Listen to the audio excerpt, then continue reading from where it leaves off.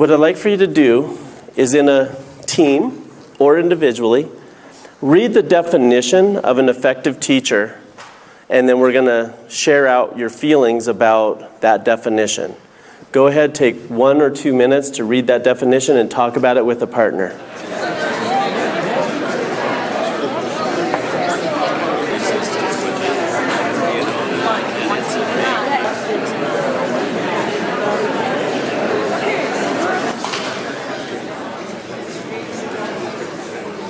All right, raise your hand if you think this is the longest definition you've ever seen in your life. Okay?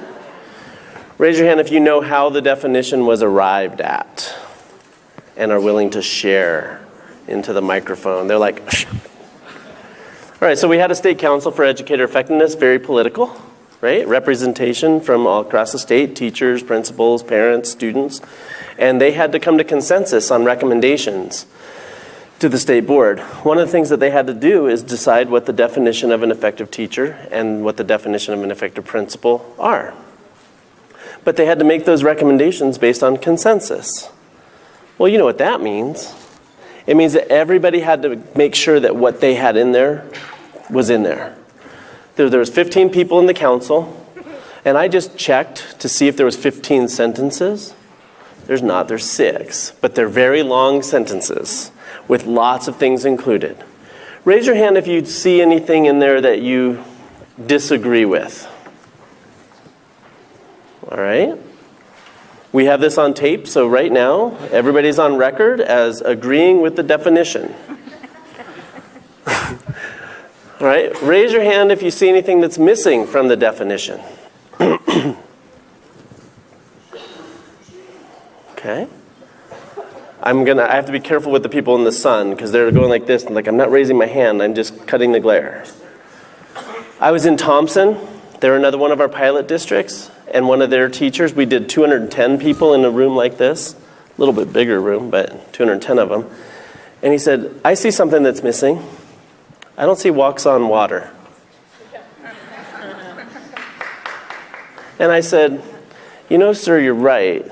I go, but at the same time, I would bet that there's some of you in the room that do walk on water. Some principals that walk on water. You know who they are, right? The principals that walk on water are the ones that move schools, and then they have like 47 requests to transfer voluntarily. You know the teachers that walk on water. They're the ones that have the kids that show up to school even though the parents aren't awake to get them off to school. They're the ones that come to school hungry, that sit there and do everything they can to participate and stick up for the teacher at every turn. Those are the teachers that walk on water. They make the learning fun. They're the first period teachers in the high school that never have any tardies. Kids are just getting to those classrooms. Kids aren't skipping their class, right? And it's not because the teacher's easy. It's not because the teacher has a really good bribery system. It's because the teacher makes the student feel like they're in a safe place where they can learn, and they honor the student by taking what the student knows and then helping them apply what they know to that content and then how to apply it across content. Raise your hand if you've ever had that moment where that student has looked at you in the face and said, I never knew learning could be this much fun. You know what? In that moment, you guys walked on water. So celebrate it. What this rubric is about looking at the practices. So when Bonnie was sharing earlier, she said, a lot of us are doing a lot of great things. This is not about identifying bad teachers or good teachers. It's about identifying practices that are shown to work. And if you don't do things that are shown to work, it's about telling you how you can do something that has been shown to work in the classroom. So that's what this definition is about.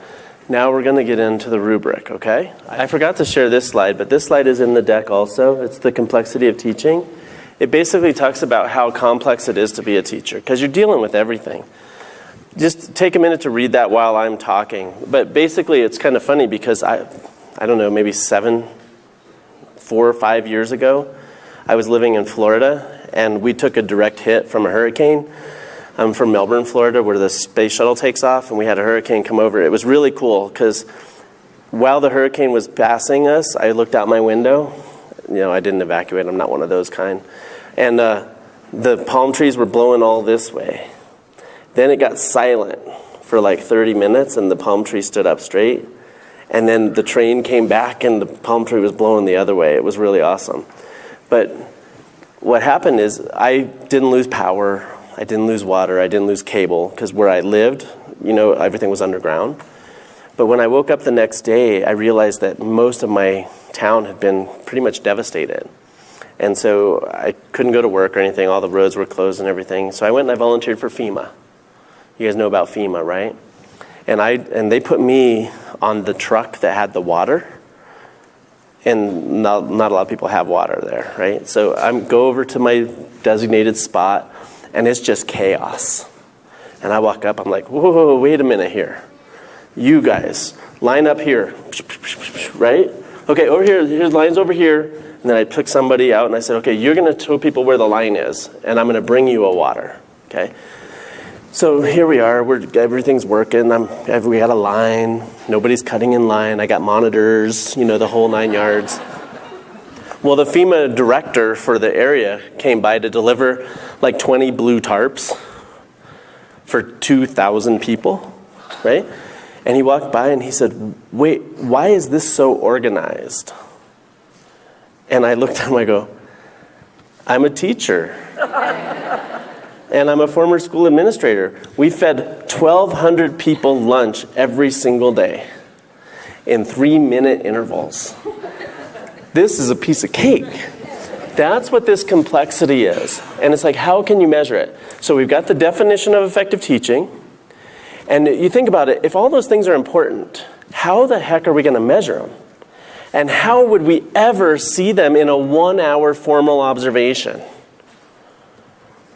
Our rubric is not about the 1-hour formal. Okay? It's about everything that you do in your day-to-day job from day 1 of school to the last day of school, including your parent conferences, including your communications with your kids, including your time on PLCs.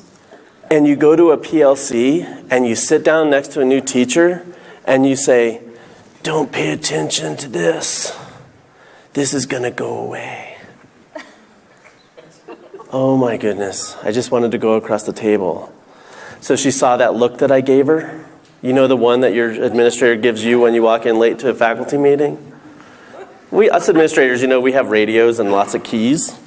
So we think that we're ultra important. Right now I'm walking around with a mic on my belt, so I kind of feel like an administrator.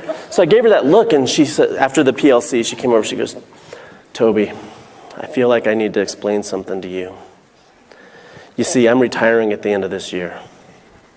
And I teach remedial math. So this differentiated instruction stuff doesn't really mean anything to me because all my kids are low. And I'm not going to use it anyway. So I kind of composed myself and I said, well, Agnes, you don't really owe me any explanations. Now, I wasn't her administrator, I was a consultant. So you don't really owe me any explanations, but I'm just so thankful that I don't have a child in your class. But I couldn't leave it lie there. So then I said, you're in charge of your legacy. And you've got a half a year left with those poor kids. You decide what you're going to do with that time. And then that school became dead to me, right? I was so distraught. And I walked outside and I called my colleague and I said, this school is dead to me, even though I've just invested $30,000 in materials in it. And most of the teachers are fine. They're loving it. So I was really annoyed. At 4:24 that day, 7th period came in, and Jim Truby, he says, Toby, after this session, will you please come back to my room? I have to show you something. I said, no, I'm going home. I lived 2 hours away at the time. He goes, no, you have to see this. I'm like, all right, Jim. So I went to his science classroom, and he says, okay, sit down. He pulls up his smart board, and he's got the turtle clickers. Does any of you guys have those? So anyway, yeah, right. Like, it's like watching one of those videos, like all those kids look different. They have all the greatest materials ever. But he had the clickers. Somehow he got them. And he said, any 8th grade science teachers in here? Okay, Bonnie, happy birthday. And you too, and you too. Okay, so evidently, like, wavelength is one of the standards in science in Florida for 8th grade. So he says, Toby, I took this differentiated instruction stuff that we've been learning about, and I identified the learning styles of all the kids in all my sections. And instead of teaching it the way I like to teach it, or the way I learned it, I taught it the way they wanted to learn it. So if they were those type of people who just like to read things, I just gave them the literature. If they were if they were the people that need to see it, I showed videos. If they were the people that like to talk about it, I pulled them to the back of the room and I did a discussion and I talked to them about it. And if they were the people that like to be entertained, it was middle school, I did labs. So basically everybody got the lab, except for like the 2 people that were really like anal retentive and they just wanted to read the literature. You know the middle schools can be that way, right? Middle schoolers. And he goes, look at this. And he clicked on it. He said, 95% mastery. I said, wow, that's really good. He goes, no, wait. For the first five years prior, he had 5% mastery on the same standard. Then you know what he said? He said, I only wish I wasn't retiring at the end of this year so I can use this information. So when we think about this rubric, it's about the entire body of evidence. What are you communicating to your colleagues? What are you communicating to your peers? What are you communicating to your kids? When are you communicating it? It's not about like wearing a dog collar and getting zapped every time you say something bad, right? But it is about making sure that you're living the vision and mission of the school and the district that you're in. Because all of us as teachers represent each other when we're not in rooms like this. When we're out at the supermarket and somebody finds out we're a teacher, they like pull out their report card out of their back pocket. What does this comment mean? Right?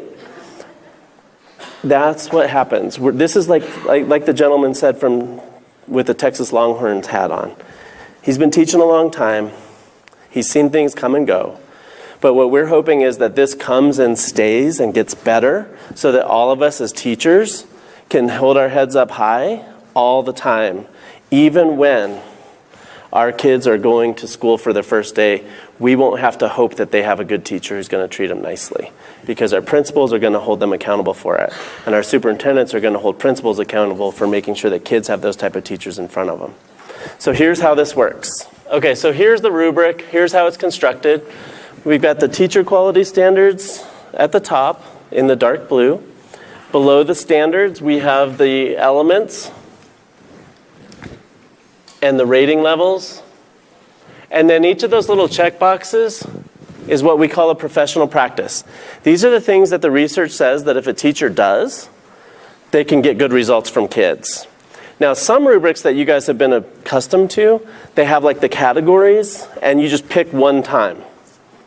What our rubric does is it lets you pick a whole bunch of little mini things, and then we do mathematics to calculate it. So that way you get an overall score, but you also know where you are. So if I was to use a typical rubric and say you were a level 3, you might say, well, what does that mean? Because level 3 is like a condition of level 2 and level 4, right? It's somewhere in the middle. Our rubric is not designed that way. I'll get into the scoring in a moment. All right, and then there's places for artifacts. Bloomboard's going to take care of all of this. Basically, though, that first column, this is the old rubric. Oh, no, this is the right rubric. So that first column, we've changed significantly. It used to say the teacher in the dark bold there, and then each of those little bullets was worded kind of negatively. So in this one, it would have said, the teacher doesn't use assessment feedback to do whatever it says after that. But what we did from April to now is we changed the stem. So now it says there is inadequate evidence that the teacher, and then we have those little lines. So uses assessment feedback to guide adjustments to instruction. Here's what that means. If I'm the evaluator and I'm in your classroom periodically and I consistently see students not engaging, right? I could say that there is inadequate evidence that you're using assessment to inform your instruction. Because if you're formatively assessing your lesson, you're seeing that the kids either don't understand what you're trying to teach, are not ready to learn what you're trying to teach, or are flat out ignoring what you're trying to teach. In the old days, the rubric would have said, is it in your lesson plan? Check. Are you teaching what's in your lesson plan? Check.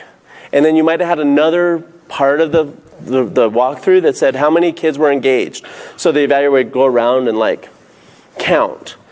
This way the evaluator makes that judgment. And then they mark that box in that column if you are not demonstrating what the expectations are for the school or district, and it doesn't appear that you are going to do that. When you move over into the partially proficient and proficient standards, these are the things that you have complete control over as an educator. You're in charge of your lesson plans, you're in charge of your classroom management, you're in charge of the scope and sequence unless your district micromanages that. That wasn't funny at all. I'll just strike that one from my script. I'm from a district that tried to get everything tested in before the statewide summative. So they gave us a pacing guide, whatever. But then the final two groups, or the final two columns, are what your students do as a result of the conditions that you create in your classroom. Let that settle in for a moment. Okay? So the first column you are in charge of, the second column you're in charge of, the third column you're in charge of, but the STEM changes in the fourth and fifth column. It changes from the teacher to what? The students. So now when the evaluator's going through your classroom, they're going to be looking to see if students are monitoring their own level of engagement. Remember some of you that walk on water?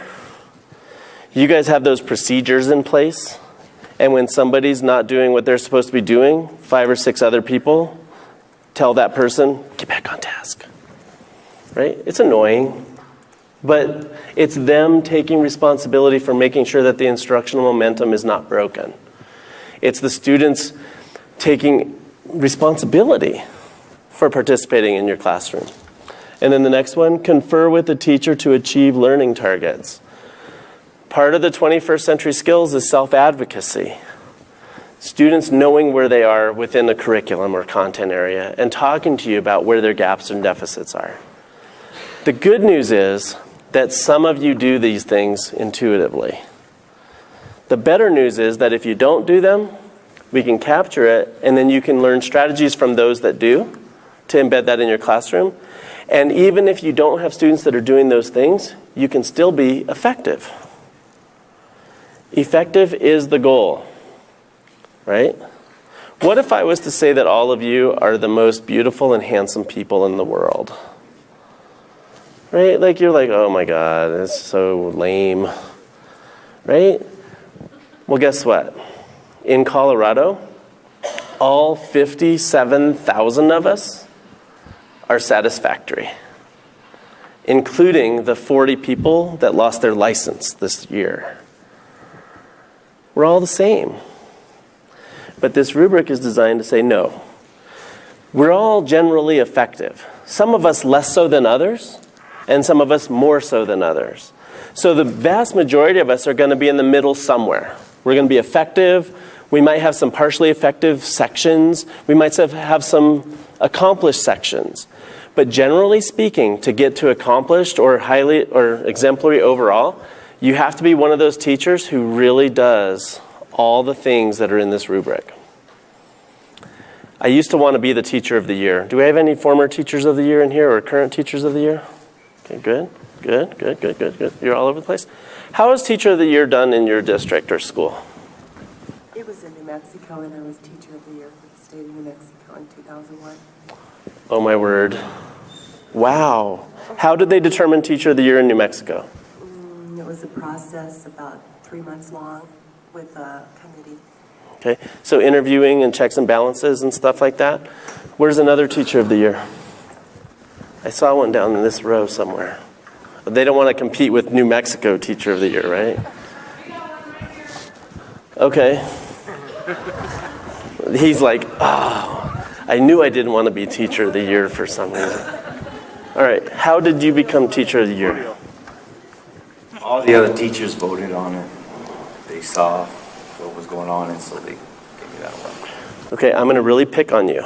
Okay, but it's not about you. He's an administrator. All right. He switched to the other side, right?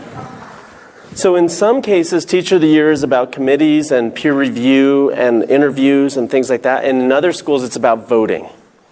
So I used to really want to be Teacher of the Year. I got nominated, and I was so proud and so excited. Then I didn't win, and I was devastated. And one of my best friends in the school, Sally, she was the PE teacher, she goes, don't worry. It's just that you've only been here a couple of years. Everybody gets their turn. Oh, my. You know what happened? I stopped caring about Teacher of the Year, and I stopped valuing Teacher of the Year in general, because I didn't know how it was arrived at. Like Julio mentioned, it was a vote. People saw things. Generally, what people saw out of me was how I walked my kids through the hallway. It's the only time they saw, right? It made my principal a fan of me because I had them in straight lines. And I was never late for lunch or the buses, or at picking them up for an activity. So I probably looked pretty effective, right? But if it's a vote and it's the teacher vote, you guys as teachers, I love you, but you don't know what's happening in your colleagues' classrooms. You just don't know until you're in there and you see it and you're participating in those collaborative opportunities and your principals give you time to go out and see lessons in your colleagues' classrooms. Only then do you know what's happening outside of your own classroom.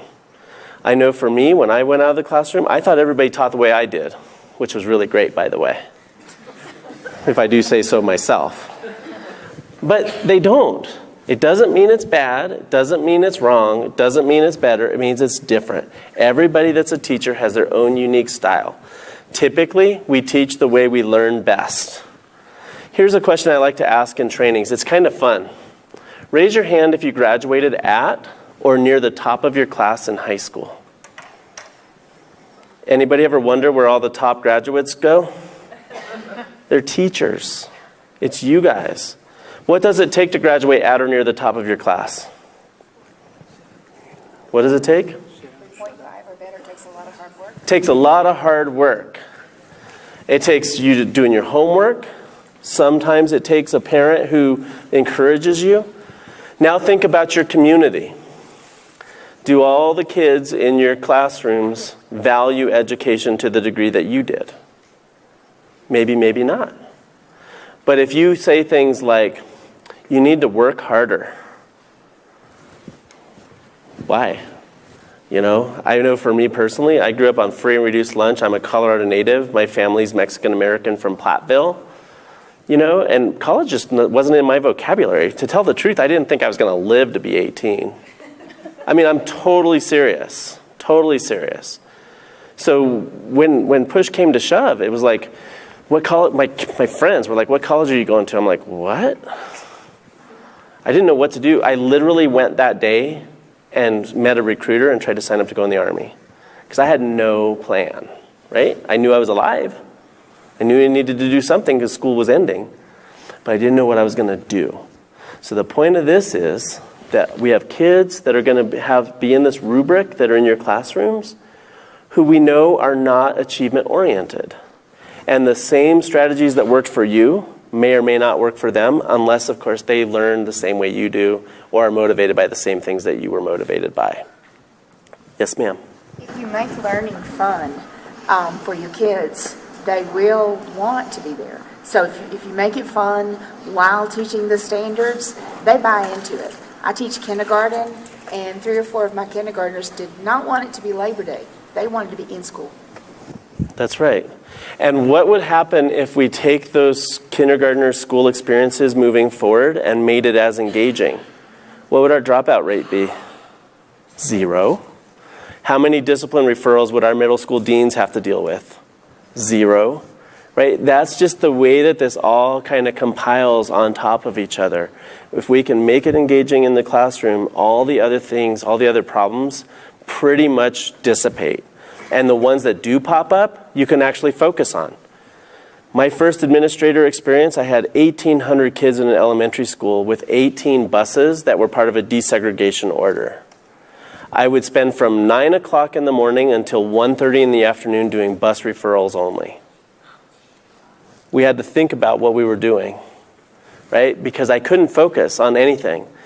The kid that jumped, I had one kid exit the bus through the window because he didn't want to wait in line to get out.